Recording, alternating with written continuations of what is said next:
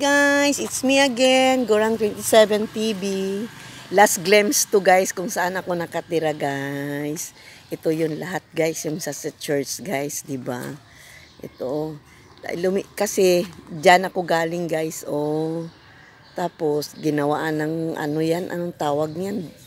Furniture. Tapos ito yung church guys. Dito ako lumipat dito sa dati ko guys na trapal. Kinuhaan ko lang to guys kasi last glimpse ko to kasi aalis na ako today guys dito. Babakate na ako. Thank you for almost 7 months din ako dito. Yan yung ano ko sa loob guys. Oh.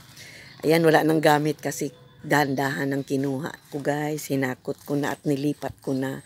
Yan yung kariton ko guys. Salamat din sa 7 months na pagpatuloy sa akin dito.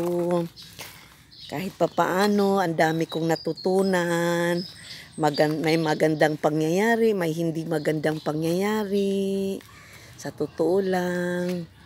So, ito na guys. Kasi, mamaya itutulak na yung kariton ko, hihilain na guys. Yan guys. Yan yung...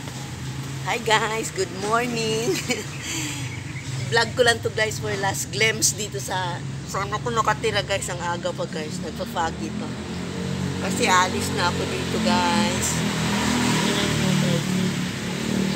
Kaya, ito yung ano guys, ito yung last kong day dahil yun na nga, alis. 7 months din ako dito at nagpapasalamat ako sa pastor na pinatira niya ako rito. Siguro naman kayong mga chismosa na ano, na sabihin yung chinismis na pinapakain ako ng church. Dahil masahol pa ako sa yung anong tawag nun? Trapo. O, alis na ako dito, matutuwa na, lalo na yung mga mambubudol. Ko, nakatira na nga ako sa kariton. Ganun pang nangyari. Ang hirap. Tapos yung mga nagbulid, grabing nangyari sa akin dito guys. Sa next ko na lang ikwento na episodes, grabe. Nabully ako ng husto talaga. Di ko akalain sa loob ako ng church nakatira pero grabe. Hindi ko masabi lang kasi siyempre nagkaano naman sa pinatira ako.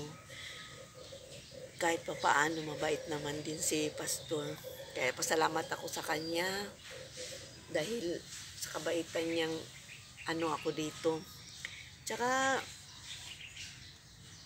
basta, saka na lang, para ngayon guys, sa next episode ko yung ano, sana ko lumipat. Kasi, doon ko ipakita ko kung saan ako nakatira. Ano muna ako sa kariton guys, graduate muna ako sa kariton kasi, grabe yung panghamak sa akin, sobra. Kung may bababa pa sa lupa, yun ang gagawin talaga. Kaya sa next episodes tayo guys kung ano. Kaya thank you pa rin sa mga tumangkilik. Salamat guys sa uulitin guys.